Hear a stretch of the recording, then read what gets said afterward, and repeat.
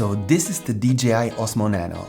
And it's great that DJI now also offers a small action camera. I bought the Osmo Nano with my own money. And this video does not contain any paid sponsorship. Today we're going to find out how good the Nano really is and what its potential weaknesses are. The best way to do this is to compare it directly with the best small camera to date, the Insta360 Go Ultra. And you'll see, it's going to be an interesting comparison. There are 10 categories and both cameras have their own strengths and weaknesses. And one thing is clear at first glance. While the DJI Nano weighs about the same as the Insta360 Go Ultra, it's clearly larger. Although its front surface is slightly smaller, it is significantly thicker than the Go Ultra, making the Nano more than 20% larger than the Go Ultra. And I think, especially in this comparison, that's quite significant. The main concept behind these two cameras is their small size. And here it's clear that the smaller and thinner, the better. When the Go Ultra was released, perhaps the biggest criticism was that some users found it too big. Many would have preferred a size similar to that of the Go 3S. Here you can see a direct comparison between the Nano and the Go 3S. Both have a similar elongated form factor,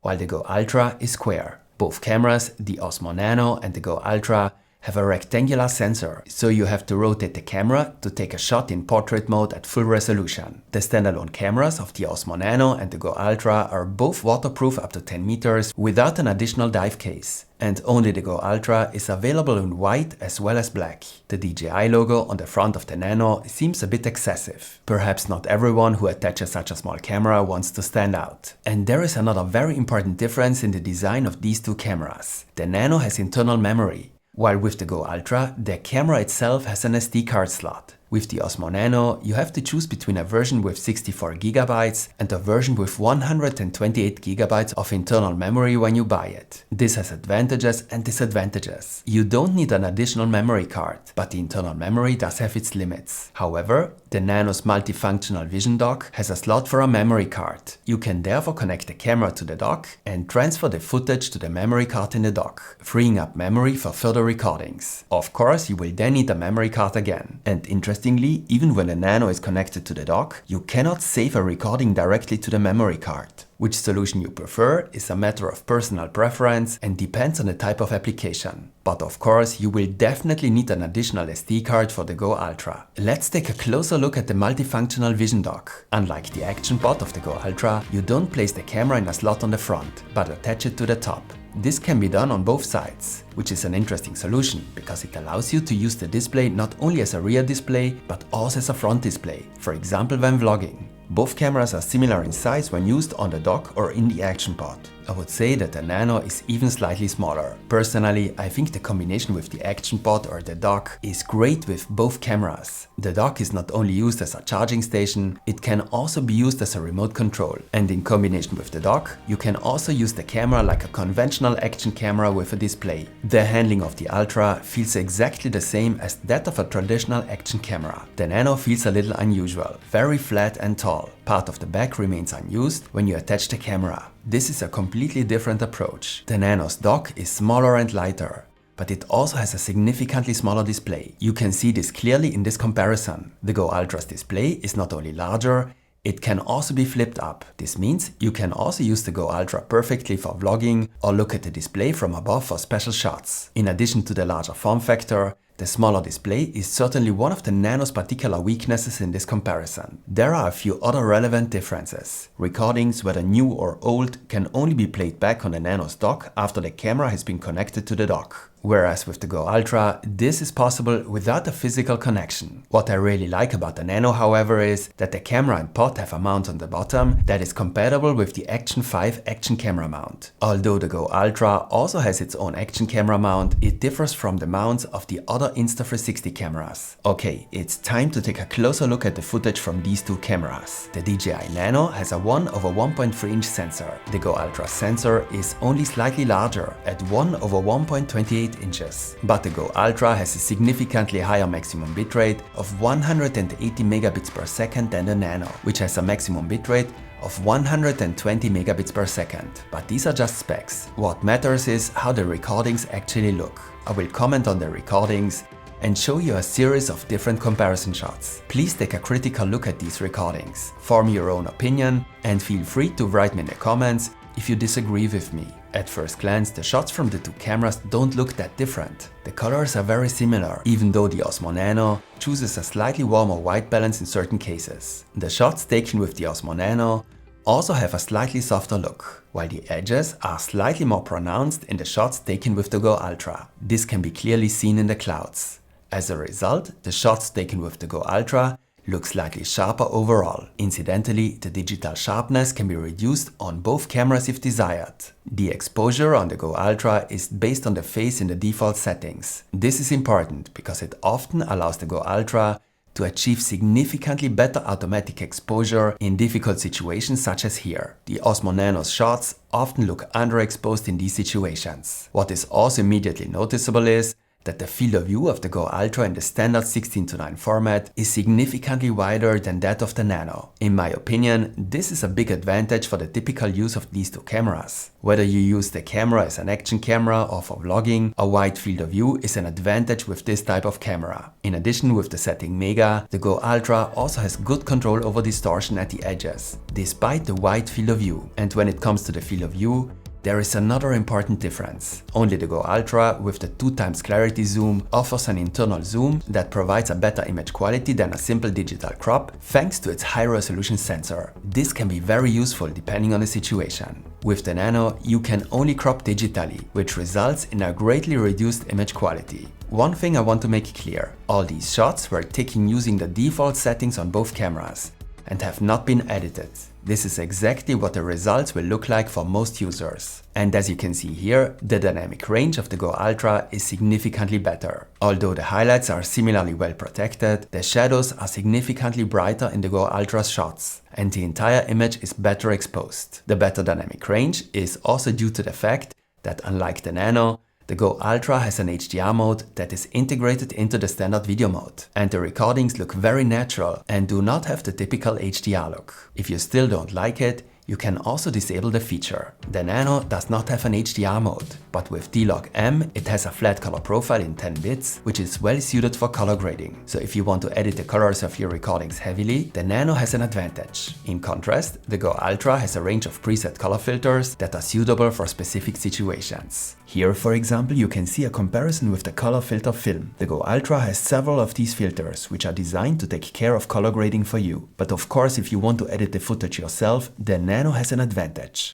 With the pure video mode and the super night mode, both cameras have their own recording mode for low light. As already mentioned, the sensors of both cameras are almost the same size. This also applies to the aperture. Nevertheless, the Go Ultra achieves visibly better results in low light. For me, this was perhaps the biggest surprise. I hadn't expected such a big difference. But the Go Ultra's recording has more detail, better colors, and significantly less image noise. Unlike the Osmo Nano, it also features an ambient light sensor, which among other things can prevent flickering issues. As you can see here, flickering issues often occur when recording with the Nano. I think that low light performance should be an important criterion when choosing one of these cameras. Maybe you want to use the camera for the family and take shots indoors from time to time. In these cases, good low-light performance is a big advantage. The Go Ultra's better low-light performance is certainly one of the most important distinguishing features between these two cameras. While the Nano has disadvantages in terms of image quality and low light, it has a few advantages when it comes to higher frame rates and slow motion.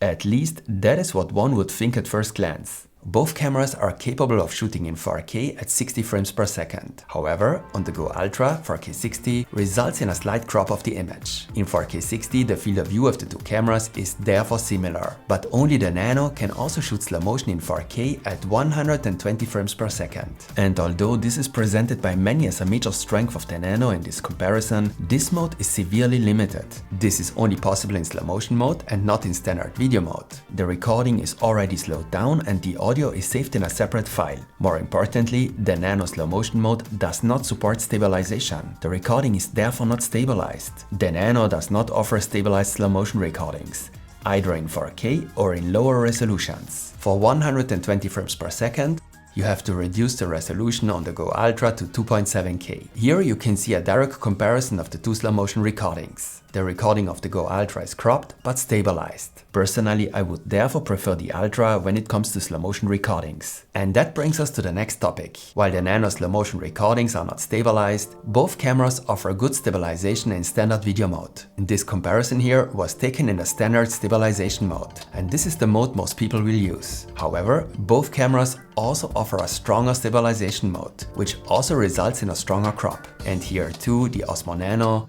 performs noticeably worse in a direct comparison. I mean, this is an extreme test in part, and I think the Go Ultra also benefits from its wider field of view here. Both cameras also offer a horizon lock or horizon balancing feature, as DJI calls it. In this mode, the horizon remains level even when you rotate the camera. But on the Nano, this only works up to a rotation of 30 degrees. The Go Ultra offers a 45 degrees and even a full 360 degrees horizon lock. Here you can see a direct comparison.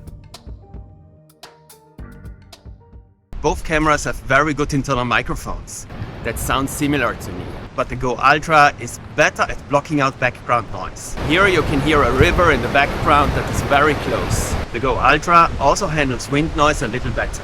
Of course, there are also external microphones available for both cameras. For the Nano, there is the DJI Mic Mini or the new Mic 3. And with the latest firmware, the Go Ultra is finally compatible with the Mic Air from Insta360. Many have been waiting for this. And of course, with these small cameras, one also has to ask the legitimate question about battery life and overheating. When it comes to battery life, I would say that the situation is very balanced. In 4K 30, the Nano standalone camera can shoot for 48 minutes. The Go Ultra shuts down after 46 minutes. When the battery is empty, you can connect both cameras to the Actionpod or the dock and continue recording. With the dock, the Nano films for about 2 hours in 4K 30 and the Go Ultra for a total of 2 hours and 20 minutes. In addition, the Go Ultra charges slightly faster. I want to make one thing clear. You won't have any overheating problems with either camera if there is airflow, for example when biking. But when shooting static shots, it's a different story. Here in the office, at around 21 degrees Celsius, the Go Ultra has no overheating problems. It shoots until the battery is empty, and that applies to both 4K 30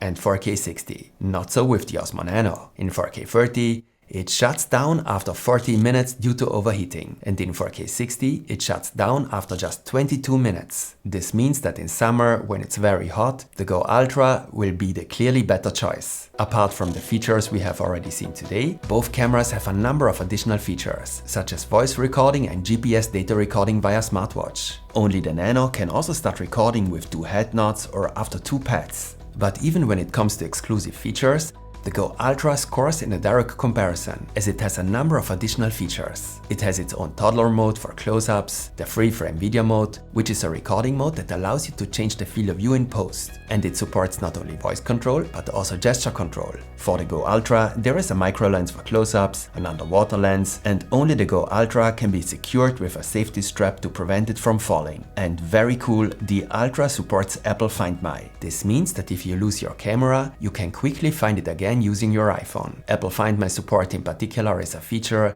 that I wouldn't want to miss on a camera like this. I hope I have presented this objectively enough, but I think you could see very clearly from this comparison that the Go Ultra is the better camera in almost every respect. Not only is it smaller, it also has a better dynamic range, significantly better image quality in low light, no overheating issues, and more features. In fact, the Go Ultra is perhaps my favorite camera released this year, but it also has one disadvantage in this comparison. It is clearly more expensive. While Insta360 has probably installed the best possible hardware, I think DJI wanted to build a cheaper camera and compete on price. The Osmo Nano costs $300 for the 64GB version and $330 for the 128GB version. The Insta360 Go Ultra costs $450. You can find links to both cameras in the video description. And if you use the link for the Go Ultra, you'll get a free high-speed 256GB SD card as a special offer. However, I don't know how long the offer will be valid.